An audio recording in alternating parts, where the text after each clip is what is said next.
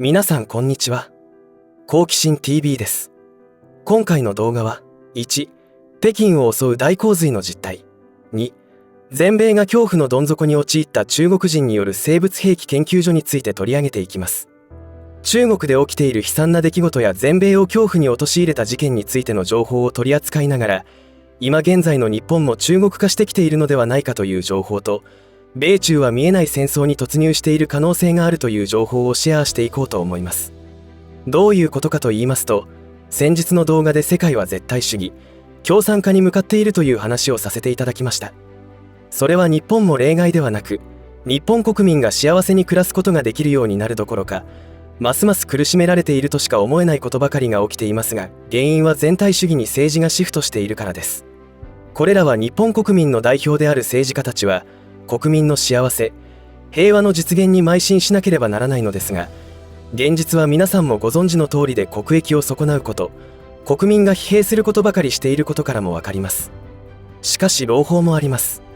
今多くの有志の方や政治家の方たちが、このままでは日本が大変なことになると立ち上がってくださっています。世界や日本で何が起きているかを知り、日本国内では大きな問題に真正面から向き合っている方々の存在を知って、自分たちは一体何をすればよいのかということを考えるきっかけになればと動画を作成しようと思いました。もはや無関心の状態では間もなく起きる試練は乗り越えられないと思いますし、これだけろくでもない輩たちの悪事が暴かれ始めたわけですから、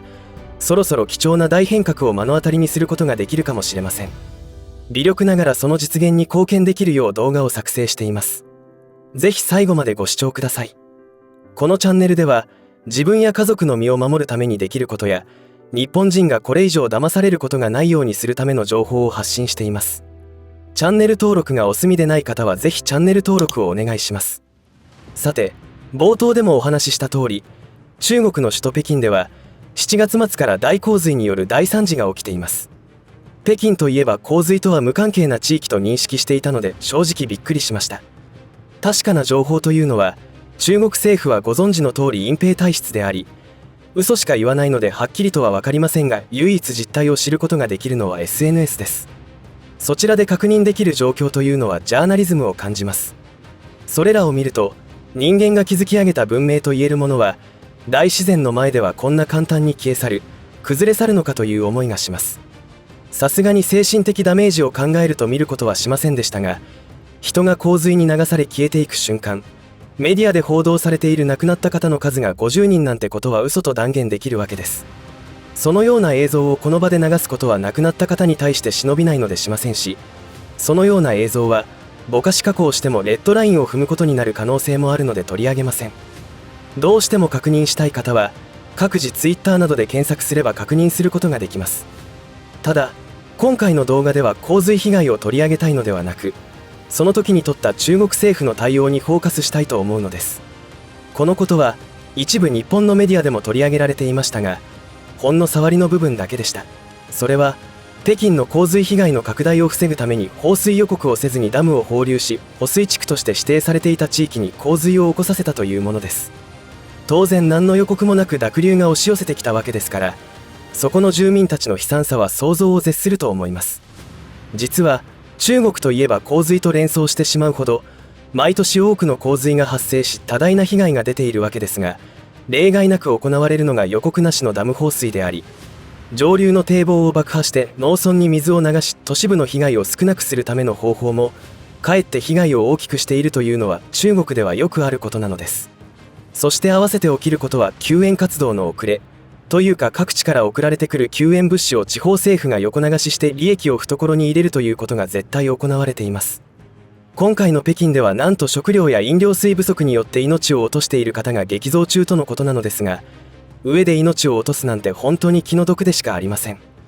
これが全体主義、共産主義化で起こることです。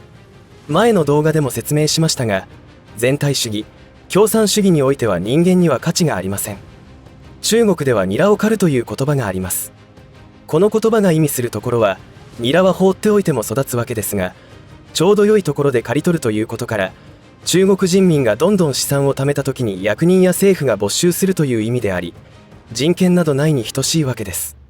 では日本はどうでしょうか。今の日本政府が行う政策に日本国民の幸福につながることは何かあるでしょうか。直近の線状降水帯の発達によって九州や秋田方面で大きな被害が出ていた時に首相は何をしていたでしょうか。中東方面の外遊を優先しておりました。おそらくサウジアラビアが中国側になびき始めたことで慌てたアメリカに言われてパシリとしていったのでしょう。成果など当然ありません。安倍元首相が取り決めた案件の確認作業をしただけです。そのような対応に対して非難轟々となり、慌てて支援は行うという姿勢は見せたものの、そこには心がないということが国民に見抜かれてしまいました。金だけ出せば済むと考えているのか、リーダーの資質が問われ始めています。これは当然でしょう。中国の洪水においても、一貫して人民のことなど何も考えていないことはよく理解できますが、日本政府の対応にも同じことが感じられ、日本の全体主義化が進んでいると私が感じることの理由です。この傾向はアメリカにも存在しています。2023年2月にオハイオ州で化学物質を積んだ貨物列車が脱線し、付近の住民に重大な健康被害が出て大惨事になっていたにもかかわらず、現大統領は現地に行かず、前大統領が現地入りし状況を確認することをしていました。当然現政権への批判が高まっています。共通して言えることは、どこ向いて政治をしているのかということではないでしょうか。そんな当たり前のことが欠落してしまうほど狂っているのかもしれません。そして今一つは、アメリカ・カリフォルニアで起きた中国系の企業が違法な生物実験をしていたという衝撃事件です。逮捕されたのは現地法人の代表だけらしいのですが、事情が全く分かっていない状態で研究員などは姿を消しているといいます。どんなことが起きていたかというと、忘れもしないオウム真理教による毒ガス製造を彷彿とさせるラボが密かに作られ、何やら怪しい実験をしていたようです。実験用ネズミが1000匹購入されたことからマークされていたようですが、強行家宅捜索で分かったことは、ネズミを遺伝子操作して生物実験をしていたという疑いです。戦争を想定した下準備なのでしょうか。まともに戦えない中国は、非常に陰湿な戦略を選択することでしょう。戦争に陰湿も何もないですから手段を選ばないと思います。本当に彼らの価値観をよく理解しないと危険予知すら困難になります。この事件について最終的にどこまでが公表されるか分かりませんが、アメリカと中国の関係は修復不可能な対立関係を生んでいるということも原因だと思います。直近のアメリカによる対中国政策はさらに厳しいものとなるという報道がありました。中国経済は半導体などの最先端技術を使った製品の製造を止められ、今度は中国企業との経済的関わりを禁止する大統領命令も出されました。これらのことは何か起きる前触れである可能性が高いと考えた方がいいかもしれません。というのは、日本が先の大戦に突き進んだのは、アメリカを中心とした西洋諸国による貿易規制です。特に日本を植民地化しようとしている世界情勢の中で、石油の輸入を止められるということは自国を守れないことであり、死を意味することになるので、座して死を待つよりも、という選択になっていきました。今中国の国内状況は、中国共産党がなくなるかどうかの瀬戸際にいます。そもそも社会主義、共産主義の国は約70年で滅んでいるというのが歴史的事実であり、現在の中国共産党は建国から78年ということで危機的な時期に来ていると言われています。そして先ほど述べた北京の洪水被害を和らげるために保水地区としていた地域が犠牲になったという事実は、中国の工作員で有名な呉毛島の若者たちの目を覚ますには十分だったそうです。彼らは一人で SNS のアカウントを大量に管理し、各国の SNS に情報戦を仕掛けてきました。洗脳されているので母国のために工作活動をしていたと思われますが、今回自分の故郷が北京の被害拡大回避のための犠牲になったことで目が覚めたということです。彼らは一般の人民とは違い、他国の SNS も目にすることができています。小さい頃からアメリカ、日本は悪だと洗脳されてきていたわけですが、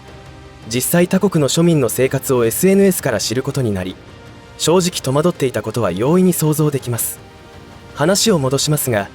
今の日本政府は国民を守るための食料安全保障や他国による工作活動に対して危機感はまるでないと思います。むしろ日本の国体がなくなってもいい、むしろそうしたいという考えすらも持っているのかもしれないと感じることが多々あります。比較的他国のスパイ活動に敏感なアメリカにおいて、堂々と生物研究所を作り、生物兵器を作っているというのは、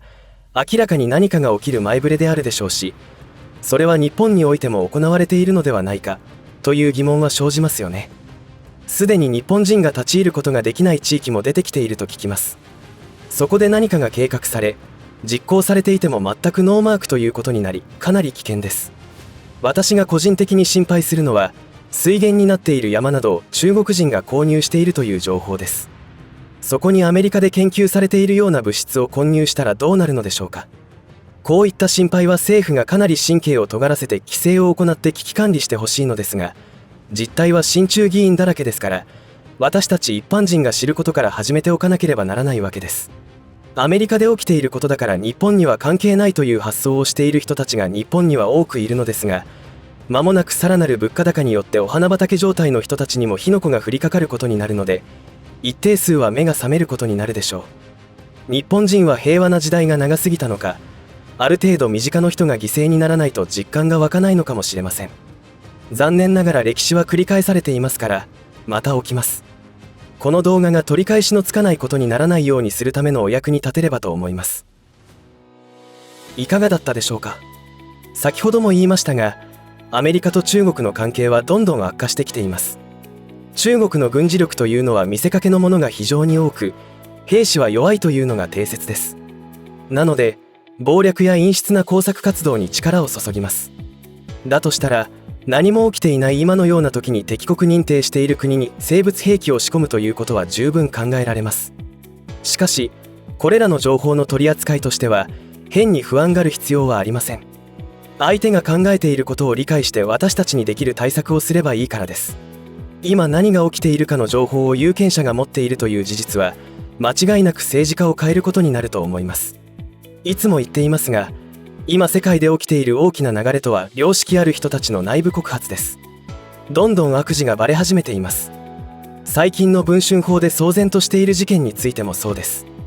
定年退職した刑事が筋を通すため、正義を貫くために暴露し始めています。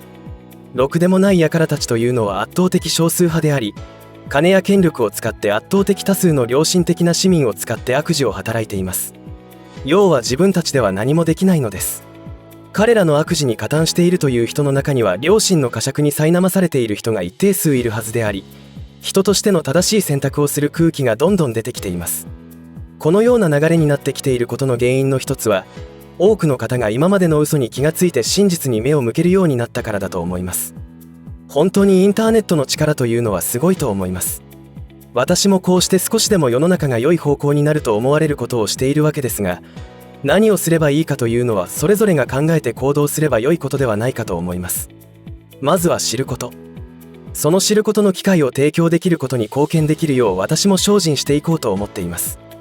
そして世の中が良くなる過程では何事も起きないことはないと思いますので、あらゆる可能性を考え対策をしておく必要があると思います。最近分かりやすいのはあらゆるものの値段が高くなってきているということですよね。値段が高くなった先に起きることは品切れです。ぜひ自分や家族の身を守るための食料備蓄に取り組んでください。共に素晴らしい世の中が実現するまで生き延びましょう。最後までお付き合いありがとうございました。以上で今回の話は終わりとしますが、皆さんの応援が次の動画作成の力になりますので、いいねボタン、チャンネル登録、通知設定をオンにしていただけると嬉しいです。また、コメント欄へのご意見、ご感想の書き込みもいただけたら励みになります。最後までご視聴ありがとうございました。好奇心 TV でした。